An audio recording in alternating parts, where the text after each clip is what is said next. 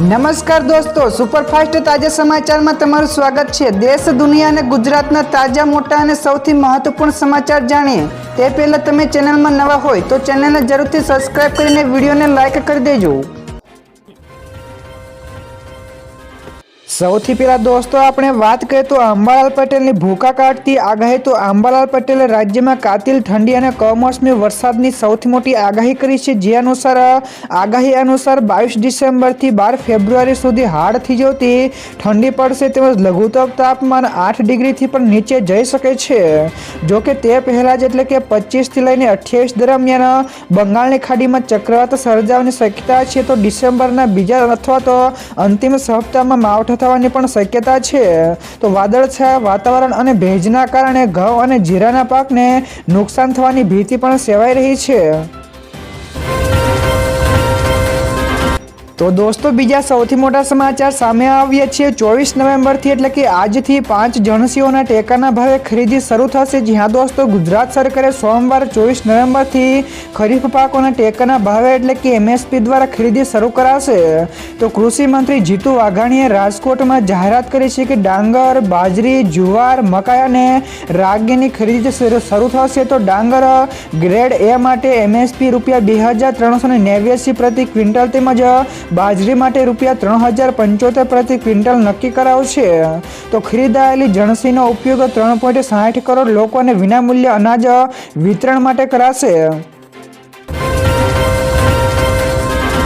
તો દોસ્તો ત્યાર પછી આગળ વધુ એક સૌથી મોટા સમાચાર મળ્યા છે। નલિયામાં 10.3 ડિગ્રી સાથે રાજ્યનું સૌથી ઠંડુ શહેર રહ્યું છે। જ્યાં દોસ્તો રાજ્યમાં સૌથી નીચું તાપમાન નલિયામાં 10.3 ડિગ્રી સેલ્સિયસ નોંધાયું છે, જ્યારે કંડલામાં 13 ડિગ્રી તેમજ રાજકોટમાં 14 ડિગ્રી તાપમાન નોંધાયું છે।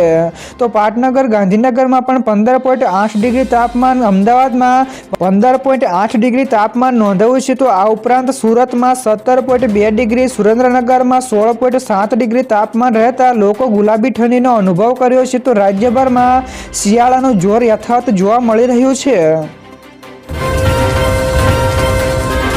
તો દોસ્તો બીજા સૌથી અગત્યના સમાચાર સામે આવ્યા છે। ભારતીય હવામાન વિભાગ એટલે કે IMDએ પણ 6 રાજ્યોમાં વરસાદની આગાહી કરી છે। જ્યાં દોસ્તો હવામાન વિભાગે બંગાળમાં સર્જાયેલા સાયક્લોનિક સર્ક્યુલેશનના પગલે દક્ષિણ ભારતના 6 જેટલા રાજ્યોમાં ભારે વરસાદની ચેતવણી જારી કરી છે। તો આ સિસ્ટમ વધારે તીવ્ર બનીને ડિપ્રેશનમાં ફેરવાઈ શકે છે। તો બીજી તરફ ઉત્તર ભારતમાં ગાઢ ધુમ્મસ અને ઠંડીનું જોર પણ રહેશે। જો કે ગુજરાતમાં હવામાન શુષ્ક રહેવાની આગાહી છે। તો રાજ્યમાં આગામી 24 કલાક દરમિયાન લઘુત્તમ તાપમાનમાં 2 થી 3 ડિગ્રીનો વધારો થશે, જેથી ઠંડીમાંથી આંશિક રાહત પણ મળશે। ત્યાર પછી દોસ્તો આગળ વધુ એક સૌથી અગત્યના સમાચાર મળ્યા છે। નવો શ્રમ કાયદો તો કર્મચારીઓને મોટો ઝટકો। જ્યાં દોસ્તો દેશના નવા શ્રમ કાયદો અમલમાં આવતા કર્મચારીઓ માટે નિવૃત્તિ સુરક્ષા વધારે મજબૂત બનશે, છતાં પણ ટેક્સ તેમજ હોમ પગારમાં ઘટાડો થવાની શક્યતા છે। તો નવા નિયમ અનુસાર કુલ મહેનતાણાના 50% ભાગને મૂળ પગારમાં ગણવામાં આવશે, જેમાં મૂળ પગાર, મોંઘવારી ભથ્થું અને રિટેનિંગ ભથ્થું સામેલ રહેશે। તો તેથી PF, ગ્રેચ્યુટી તેમજ પેન્શન વધારો થશે। તો કંપનીઓ અને કર્મચારીઓના યોગદાનમાં વૃદ્ધિ થવાથી માસિક હાથમાં મળતો પગાર પણ ઓછો થવાનો અંદાજ છે। ત્યારબાદ દોસ્તો ફટાફટ આગળના બીજા સમાચારની વાત કરવામાં આવે તો નવી પોલીસ ભરતીને લઈને મોટા સમાચાર। જ્યાં દોસ્તો ગુજરાત ગૌણ સેવા પસંદગી મંડળ દ્વારા ગાંધીનગરમાં ગઈકાલે યોજાયેલા સમારોહમાં મુખ્યમંત્રી ભૂપેન્દ્ર પટેલની અધ્યક્ષતામાં 4473 ઉમેદવારોને નિમણૂક પત્રો એનાયત કરાયા છે। તો સૌથી વધારે 2828 નિમણૂક પત્રો જુનિયર ક્લાર્કને કરાયા છે। તો આ પ્રસંગે નાયબ મુખ્યમંત્રી હર્ષ સંઘવીએ જાહેરાત કરી છે કે આ મહિનાના અંત સુધીમાં ગુજરાત પોલીસ દળમાં 14,507 નવી જગ્યાઓ માટે ભરતી પ્રક્રિયાઓની જાહેરાત કરવામાં આવશે। તો દોસ્તો બીજા સૌથી મહત્વપૂર્ણ સમાચાર સામે આવ્યા છે। જામનગરમાં CMના કાર્યક્રમની તૈયારીઓનો આખરી ઓપ અપાયો। જ્યાં દોસ્તો જામનગરમાં આજે મુખ્યમંત્રી ભૂપેન્દ્ર પટેલ ₹622.52 કરોડના 69 વિકાસ કાર્યોનું લોકાર્પણ અને ખાતમુહૂર્ત કરશે। તો સૌરાષ્ટ્રનો સૌથી મોટો ફ્લાય ઓવરબ્રિજ પણ લોકોમાં સમર્પિત થશે। તો 54 કામોનું ખાતમુહૂર્ત તેમજ 15 કામોનું લોકાર્પણ થશે। તો વહીવટી તંત્રએ તડામાર તૈયારીઓ પણ પૂર્ણ કરી છે। તો રવિવારે એટલે કે ગઈકાલે 30 કારના કાફલા સાથે રૂટ રિહર્સલ પણ કરાયું હતું. તો જામનગરમાં ભવ્ય સ્વાગતની પણ તૈયારીઓ ચાલી રહી છે. તો દોસ્તો ત્યાર પછી આગળ વધુ એક સૌથી મહત્વપૂર્ણ સમાચાર મળ્યા છે ગાંધીધામને પણ સરકારની મોટી ભેટ. જ્યાં દોસ્તો મુખ્યમંત્રી ભૂપેન્દ્ર પટેલે કચ્છના ગાંધીધામ ખાતે ગઈકાલે ₹176 કરોડના વિકાસ કાર્યોનું ખાતમુહૂર્ત કર્યું હતું. તો ગાંધીધામને મહાનગરપાલિકાનો દરજ્જો મળતા તેનું વાર્ષિક બજેટ ₹110 કરોડથી વધીને ₹608 કરોડ થયું છે. તો સીએમએ પણ જણાવ્યું કે સરકારની નેમ કચ્છના ઇકોનોમિક કેપિટલને નવી ઊંચાઈઓ ઉપર લઈ જવાની છે.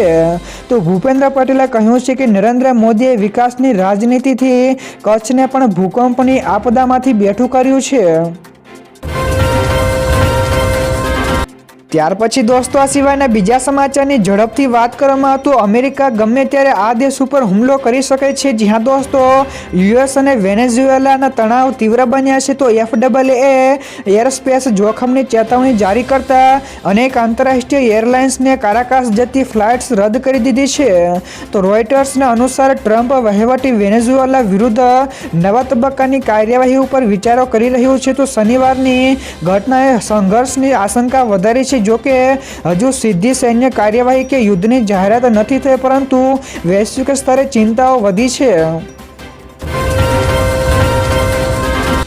તો દોસ્તો બીજા સૌથી મોટા સમાચાર સામે આવ્યા છે. આર્થિક ચમત્કાર. તો વૈશ્વિક મંદીમાં ભારતની વૃદ્ધિ સૌથી ઝડપી છે. જ્યાં દોસ્તો વૈશ્વિક મંદીના માહોલમાં ભારતીય અર્થતંત્ર ચમત્કારિક રીતે અમેરિકા અને ચીન જેવા દેશોથી આગળ નીકળી ગયું છે. તો હાર્વર્ડના અર્થશાસ્ત્રી જેસન ફર્મે ડેટા રજૂ કરીને પ્રમાણિત કર્યું છે કે કોવિડ પછીના સમયમાં 5% કરતાં વધારાનો ઉચ્ચ વૃદ્ધિદર જાળવી રાખનારો ભારત એકમાત્ર દેશ છે.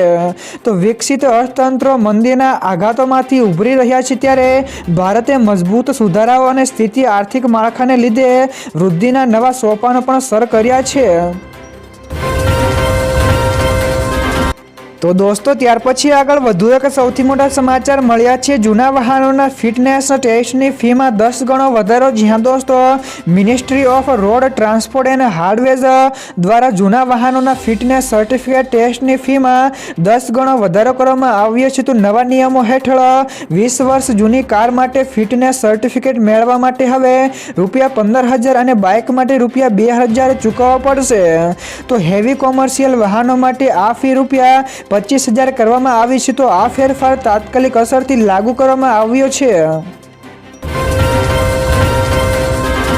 તો દોસ્તો બીજા સૌથી અગત્યના સમાચાર સામે આવ્યા છે. 48 કલાકમાં 4 થી 5 ભૂકંપના મોટા આંચકા. જ્યાં દોસ્તો બાંગ્લાદેશમાં છેલ્લા 48 કલાકમાં ભૂકંપના સતત આંચકાઓથી લોકોમાં ભયનો માહોલ છે. તો શુક્રવારે 5.7ની તીવ્રતાના ભૂકંપ બાદ ઘણી બધી ઇમારતો પણ ધરાશાયી થતા 10 કરતાં વધારે લોકોના મોત થયાના અહેવાલો છે. તો શનિવારે સવારે અને સાંજે પણ 3.7 અને 4.3ની તીવ્રતાના આંચકા અનુભવાયા હતા. તો નિષ્ણાતો આ આંચકાઓને મોટા ભૂકંપોના સંકેતો પણ માની રહ્યા છે.